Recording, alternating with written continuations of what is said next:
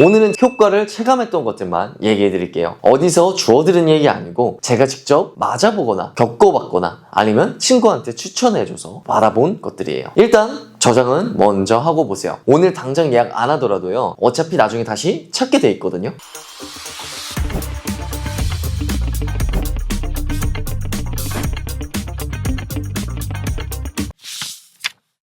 솔직히 반신반의하는 마음이었는데 나중에 하고 나니까 왜 이걸 진작 안 했나, 진짜로 그 생각밖에 안 들었습니다. 첫 번째는 스킨 부스터입니다. 피부가 칙칙하거나 안 좋아 보이는 분들 있죠. 그런 분들에게 좋은 시술이에요. 리쥬란이라든지 엑소점이라든지 쥬베룩 같은 종류가 있는데 지속 효과는 3개월에서 6개월 정도 돼요. 제가 원래 피부 관리를 아예 안 하는 사람이었거든요. 세안하고 나서 뭐 바르는 게 귀찮아가지고 아무것도 안 바르고 자는 타입이었어요. 근데 피부가 점점 칙칙해지고 거칠어지는 게 느껴지는 거예요. 특히 형광등 아래서 보면 피부가 뭔가 생기 없어 보이고, 사진 찍으면 얼굴이 유독 피곤해 보이고, 피부과 가서 상담받았더니 의사 선생님 말씀이 수분이 너무 없다, 피부 장벽이 많이 약해져 있다, 이렇게 말씀을 하시는 거예요. 그게 제가 스킨 부스터를 처음 알게 된 계기였어요. 스킨 부스터가 뭐냐면 히알루론산 같은 성분을 피부 진피층에 직접 주입해서 안에서부터 수분을 꽉 채워주는 그런 시술이에요. 크림이나 세럼이 피부 표면에서만 머무는 것과 달리 이건 진짜 안에서부터 채워주는 거거든요. 실제로 화장품 흡수율이 피부 장벽, 즉 표피로 인해서 평균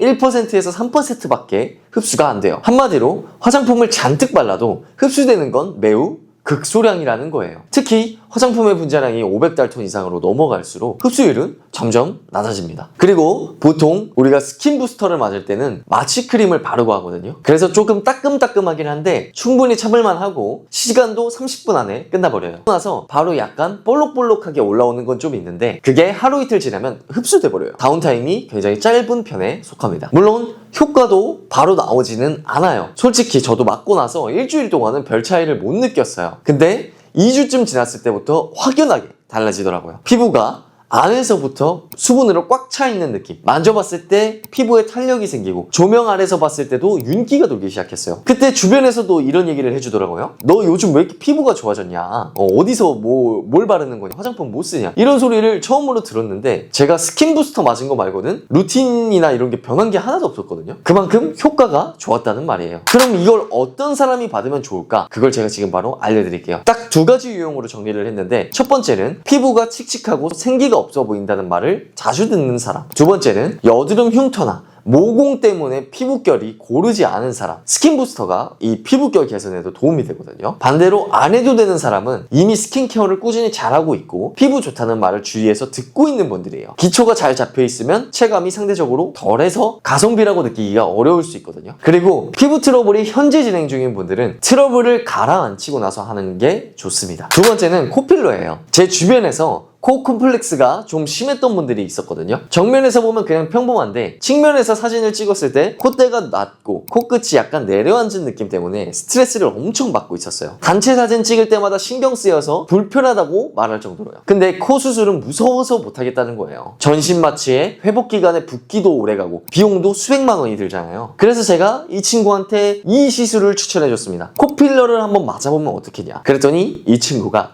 그런 게 있냐면서 어느 날 혼자 병원을 알아보더니 코필러를 맞고 왔습니다. 이 코필러는 마취크림을 바르고 주사 몇 방 한 15분 정도면 끝이 나거든요. 솔직히 아프기는 엄청 아프다고 했는데 당일날 바로 결과가 나오니까 진작에 할 걸 싶다 하더라고요. 저도 만나서 보니까 애가 코필러가 너무 잘 된 거예요. 성형만큼 코 높이를 극적으로 높이지는 못했지만 콧대 라인을 매끄럽게 정리하고 코끝 각도를 살짝 올리는 것만으로도 사실 코의 실루엣이 완전히 달라지거든요. 주변에서 실제로 필러 얘기를 안 했더니 코 수술했냐고 물어본다고 하더라고요. 저는 이 친구가 옆모습이 확 달라진 게 제일 크게 체감됐어요. 근데 이게 코필러는 주의할 점이 있거든요. 코는 잘못되면 티가 많이 나는 부위예요. 그래서 욕심내서 과하게 많이 넣어달라고 했다가 끝이 하얘지거나 부자연스러워지는 경우가 있거든요. 그래서 제 친구는 첫 번째는 극소량만 했고 2, 3주 뒤에 한 번 더 방문해서 조금 더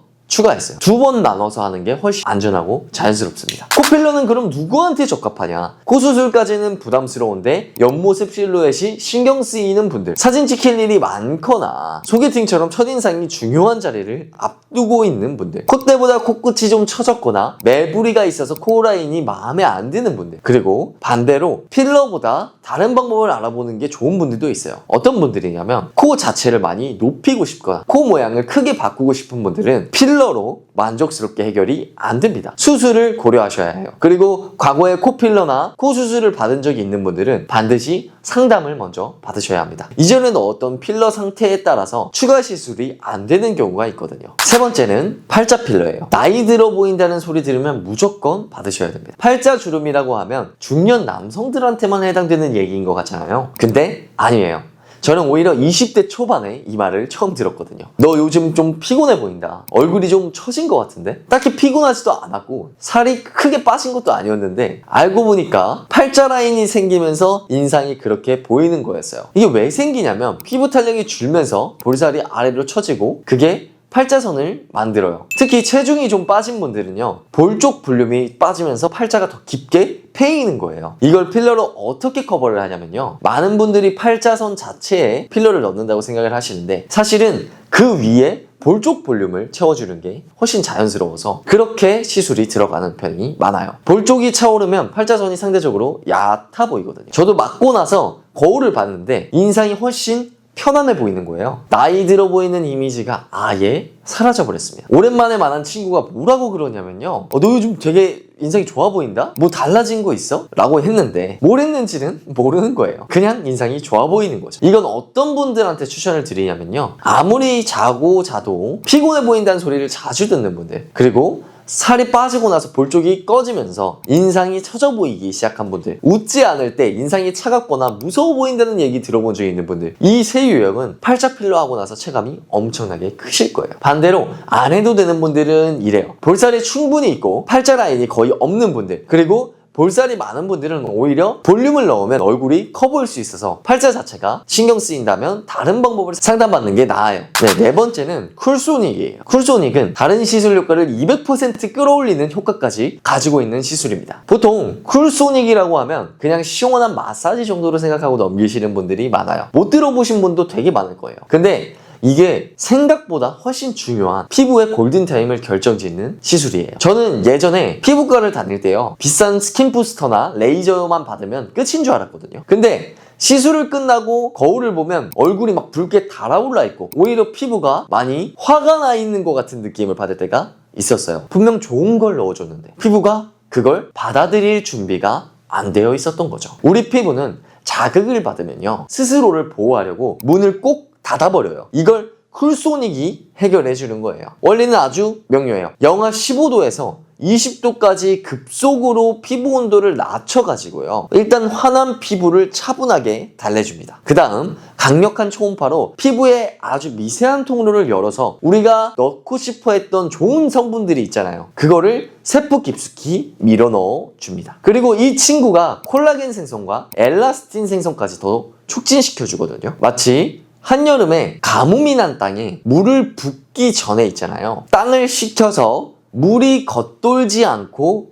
쫙 스며들게 만드는 원리예요. 저도 스킨 부스터 맞고 나서 쿨소닉 관리를 병행해 봤는데 확실히 회복 속도가 달랐어요. 다음날 얼굴에 붓기도 빨리 가라앉고 무엇보다 피부 속에서부터 뿜어져 나오는 이 광이 훨씬 오래 가더라고요. 주변에서 제가 피부과에 몇백만 원씩 쓰고 다니는 줄 알더라니까요. 이거는 제가 어떤 분들한테 추천을 드리냐면 리쥬란이나 엑소존 같은 스킨 부스터를 맞았는데 흡수가 덜 되는 느낌을 받아보신 분, 평소에 유독 붉은기나 열감이 오래 가서 일상생활할 때 피부 고민이 있었던 분들, 중요한 미팅이나 촬영을 앞두고 즉각적으로 피부톤을 맑게 정돈하고 싶은 분들, 이 세 유형은 쿨소닉을 추가했을 때 느껴지는 시너지 체감이 정말 큽니다. 반대로 이런 분들은 굳이 안 하셔도 돼요. 이미 피부 컨디션이 최성이라 자생력이 넘치는 분들, 피부에 열감이 전혀 없고 아주 예민한 시술을 받지 않은 분들, 이런 분들은 기본 관리만으로도 충분하니까요, 기본 관리 오므랩스에서 배우시면 되겠습니다.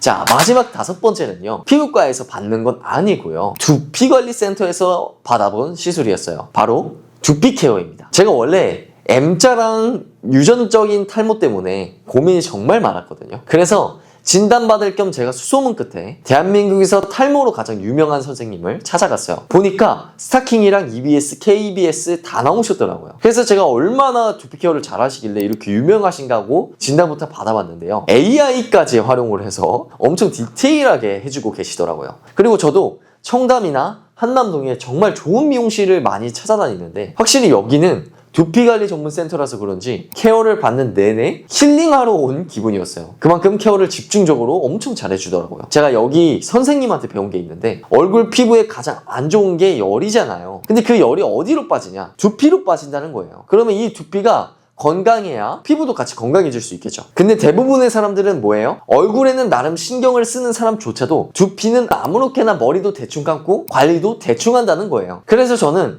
남자분들, 특히 탈모에 가족력이 있거나 이미 탈모가 진행되고 있는 분들은 반드시 두피 케어를 받으셔야 한다고 말씀을 드려요. 사실 그렇지 않아도 두피 케어가 결국 얼굴에까지 영향을 준다는 걸 알고 나니까 이게 엄청 가성비 시술이더라고요. 피부과 시술도 싼 편은 아니니까요. 제가 이거를 3회만 받았는데도 효과를 정말 많이 봤어요. 그래서 여러분들한테도 꼭 추천드리고 싶더라고요. 이건 어떤 분들한테 추천을 드리냐면 머리에 힘이 없어서 스타일링하기 어려우신 분들, 탈모 때문에 걱정이신 분들, 머리숱이 없어서 고민인 분들, 홍조나 얼굴에 열이 많은 분들께 추천드려요. 자, 이렇게 오늘 5가지 시술 다 얘기해드렸는데 이걸 다 하면 얼마가 드냐 궁금하시죠? 다 합쳐도요, 코 수술 한 번 받는 비용보다 적습니다. 그러면서 수술처럼 부자연스럽지 않고 아무도 뭘 했는지 모르는 수준으로 달라집니다. 근데 뭘 했는지 모르지만 엄청 좋아져요. 자, 제가 이 시술들을 직접 해보기도 하고 추천하기도 하면서 느낀 게 있어요. 외모가 바뀌는 것도 있지만 그것보다 더 크게 달라지는 게 바로 거울을 볼 때 이 찝찝한 느낌이 사라진다는 거예요. 소개팅 전날에 불안한 게 줄어들고 사진 찍힐 때 움츠러드는 게 없어지고 말 그대로 외적 자신감이 생기니까 이게 내면으로 이어지는 경우가 많습니다. 사실 내면의 자신감이나 이런 것들이 나를, 내 몸을 소중히 여기게 만들고 자연스럽게 외모 관리까지 이어지게 만드는 경우가 많은데 그 반대인 경우에도 외모를 먼저 관리했더니 내면의 자신감이 차오른다는 거예요. 오늘 말씀드린 것들 중에 이거 나한테 해당되는데 싶은 게 하나라도 있으면 그게 여러분이 첫 번째로 해볼 시술이에요. 한꺼번에 다 할 필요 없고 나한테 제일 콤플렉스인 것 하나부터 시작하면 됩니다. 평소에 여러분이 제일 알고 싶었거나 궁금했거나 대신 해줬으면 하는 게 있으면 댓글에 남겨주세요. 다음 영상에 반영하도록 하겠습니다. 마지막으로 오늘 제가 추천드린 이런 시술이나 저한테 컨설팅을 받으러 오시는 분들 있잖아요. 저도 예약하고 나서 당일에 가기 전날이 항상 제일 긴장되고 괜히 했나? 돈 날리면 어쩌지? 이런 생각이 들 때가 있었거든요. 근데요, 해보신 분들은 알겠지만 막상 하고 나면 한결같이 드는 생각이 똑같아요. 왜 이걸 그렇게 고민하고 있었지? 아, 진작에 받으러 갈걸. 이런 생각하는 경우가 정말 많아요. 제 경험담이기도 하고요. 그러니까 고민할 시간에 행동하는 게 여러분들한테 더 큰 이득이 된다는 거예요. 도움이 되셨다면 구독, 좋아요, 알림 설정 지금 바로 눌러주세요. 감사합니다.